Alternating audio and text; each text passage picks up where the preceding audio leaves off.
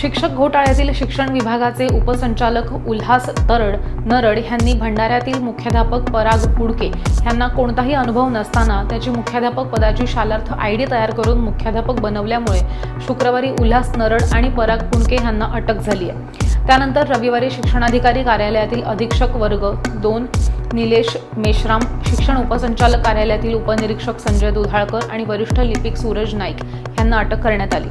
ह्या आरोपी सध्या पोलीस कस्टडीमध्ये आहेत। यापूर्वी सुद्धा काही तक्रारी आल्या। ह्या सगळ्या प्रकरणांची आम्ही माहिती घेऊन तपास करत आहोत असं सांगण्यात आले। काय या घोटाळ्यामध्ये शिक्षक भरती घोटाळ्यामध्ये काय नवीन अपडेट आले?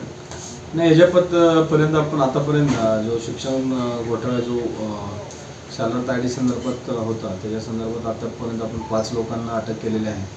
त्याच्यामध्ये जे डेप्युटी डायरेक्टर ऑफिसचे त्याच्यामध्ये 3 लोक आहेत, विथ डायरेक्टर डेप्युटी डायरेक्टरांसहित आणि इतर एक, आणि जो पुडगे म्हणून जो आहे जो मुख्याध्यापक म्हणून त्या ठिकाणी बोगस कागदपत्राद्वारे लागला तो एक, असे त्या ठिकाणी 5 आरोपी अद्याप आमच्या PCR पोलीस कस्टडी रिमांडमध्ये आहेत।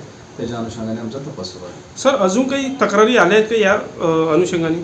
त्याच्या अनुषंगाने काही पूर्वी पण ॲप्लिकेशन आलेले आहेत आणि त्या संदर्भात पण आम्ही माहिती घेतो की असे ॲप्लिकेशन पूर्वी आलेले आहेत किंवा काही लोक येतात। पण काही सदर पोलीस स्टेशनला जरी काही लोक आले तरी ती सदरची घटना किंवा सदरची कंप्लेंट कोणत्या ज्युरिडिक्शनमधली आहे त्याच्या अनुषंगाने आम्ही त्या ठिकाणी त्यांना पाठवलं जाईल। सर, 14 एप्रिलला पण एक तक्रार आल्याची माहिती मिळत आहे, काय नाही त्याच्या संदर्भात आम्ही माहिती घेतो काय तक्रार आली आहे